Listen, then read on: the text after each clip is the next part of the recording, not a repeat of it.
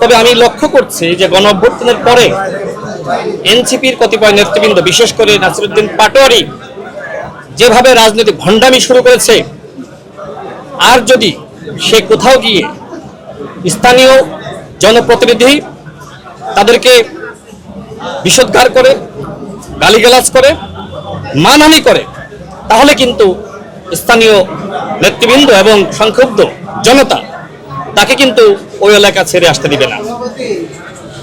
সিলেটে যে ধরনের ঘটনা ঘটেছে, দেখেন সেখানকার যে স্থানীয় এমপি অত্যন্ত জনপ্রিয়, তিনি কারাগারে থাকা অবস্থায় মেয়র নির্বাচিত হয়েছিলেন, তাকে আপনি গালিগালাজ করে ফিরে আসবেন আর সিলেটের জনতা সেটি মেনে নিবে, এটি তো হয় না।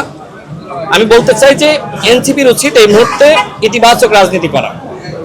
সুতরাং গণঅভ্যুত্থানে আপনি নেতৃত্ব দিয়েছেন, আপনি ভূমিকা রেখেছেন, এই জন্য পরবর্তীতে আপনি যে রাজনৈতিক অপসংস্কৃতি, আপনি যে রাজনৈতিক মাঠকে আপনি গালিগালাজের মাঠে আপনি তৈরি করেছেন, এইটার জন্য ভাই আপনার খেসারত দেওয়া লাগবে। দেখেন এনসিপি বাংলাদেশে নতুন বন্দোবস্তের রাজনীতির কথা বলে নতুন খণ্ডবস্তের রাজনীতি করছে। আমি তাদেরকে বলবো, গঠনমূলক রাজনীতি করেন।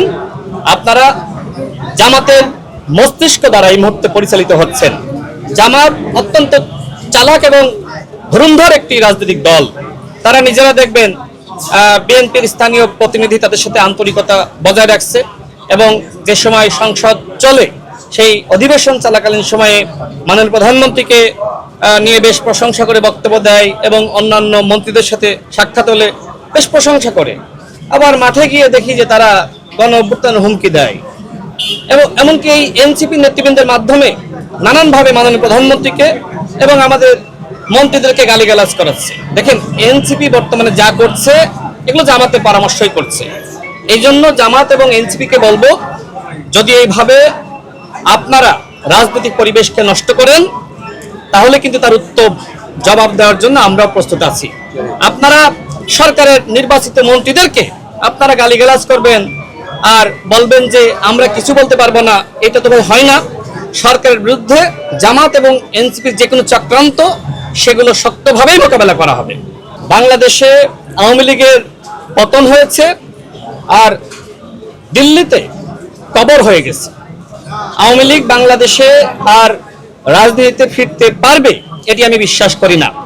দেখেন যদি শেখ হাসিনা পালিয়ে না যেত সেক্ষেত্রে অন্য কিছু করতে পারত।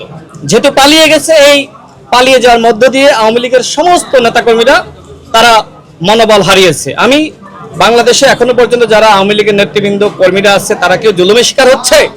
মাননীয় প্রধানমন্ত্রী কি বলেছেন, আমার এই মেরুদণ্ড ভেঙে দেওয়া হয়েছে, আমি যদি পাল্টা এখন মেরুদণ্ড কারোর ভেঙে দিই আমার এই ব্যথা কি কমবে? না। ঠিক আমরা এই সহনশীলতা এবং ধৈর্যশীলতা রাজনীতি করছি।